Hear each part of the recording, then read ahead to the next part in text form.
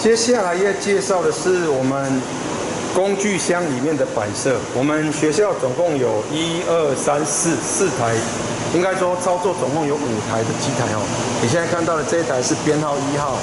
然后隔壁是2号，再来的话在隔壁这个地方是3号，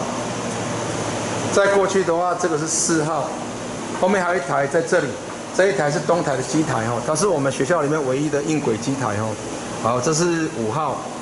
好，那考试的时候呢，会有5台机器同时操作，分别就是照号码1、2、3、4、5这5台。每一台里面的机器它设定的东西都是一样的。当我们把工具箱打开，你会看到它会有一个泡棉，然后把你该放进来的工具通通都放在上面，包括你的钻夹的钩头扳手，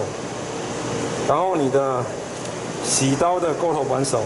然后上面有个刻痕所以你在操作的时候就是我把它拿起来，然后我再用完了，如果你发现怎么这个地方没东西，就表示我们少了钩头扳手。再来有一个去毛边用的锉刀，再来有一个挂表式的游标卡尺，然后再来的话我们会有一个光电式的巡边器，那电池会在里面，把这转开电池在里面，有电池2颗。那如果发现你的巡边器没有电池的话，那或者是没电，那就到学校的技师技所管理的工具室去申请电池我们把它锁起来。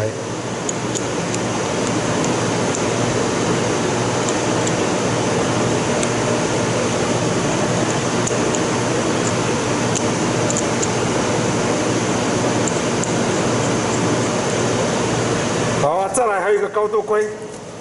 或叫深度规长这样，然后上面都会有编号，看仔细这一台的话是 CNC 洗衣，我们倒过来看它这样写，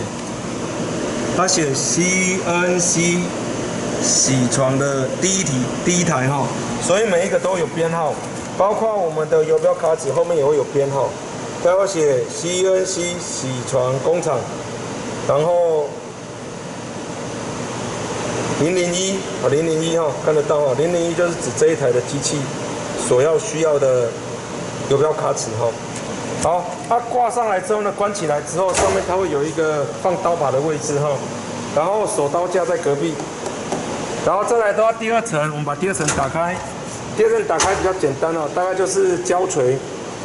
平行块，还有锁虎钳的扳手。再来的话是传输线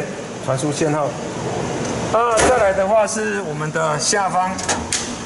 这个位置的话是我们的刀具，每一台的刀具都一样分别是10 mm 的、6 mm、6 mm、6 mm、6 mm、4 mm、820的套筒，然后2个快速钻夹跟一个面洗刀以上就是这个样子。我们去看其他台应该都差不多。如果你今天是因为第2台的工具箱是一样的，所以它会长得一样；第3台的工具箱也是一样，所以它的工具是一样的。这一台的话呢，会有一点点不一样把它打开的时候，你会发现它是长这样，因为工具箱我们没有办法一口气买一模一样的，我们是分批买，所以这个时候你就会发现它不一样。但是它的摆设跟工具内容是一样的你看一样是钻夹扳手、刀把扳手、去毛边用的锉刀，然后平行块，然后游标卡尺，后面一样有编号。这一台的话是4号，然后再来的话是巡边器，光电式的巡边器。再来的话是高度规，应该说是深度的分离卡。然后再来的话是软锤，再来是虎钳的扳手。好，然后旁边的话这个是我们的刀把的那个锁刀座，在这个位置。再来第2层，第2层都一样分别是10 mm 的、6 mm、6 mm、6 mm、6 mm、4 mm， 2个钻夹，一个820的套筒，再来加一个面洗刀。然后下面这个地方这个的第3层是我们的库存，啊，库存就是放其他我们没有用到的哦，在这个地方。好，那我们把它关起来。然后再来，我们来看这一台哦，这一台是东台的机器，它的工具箱在这里，直接是摆在上面哦，都一模一样，分别是一样是平行块、巡边器，然后这一把刀的刀把扳手，然后虎钳扳手，然后一样是深度分离卡，这个是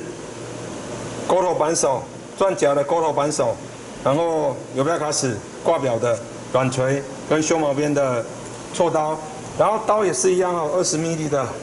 ，6 mm 6 mm， 对不起，这是10 mm 哦，10 mm 6 6 6 6 6 4 mm， 然后120的，然后这边多一把10 mm 的哦，跟一个面洗刀，2个钻夹，啊，这是多的钻夹哈，多的钻夹我们放在这个地方。好，那这一台的工具哈，长这个样子。然后这一台操作的话，主要是用在东台的这台机器上，东台的这个机器上啊，东台的机器哈跟其他不太一样是，它这个是油压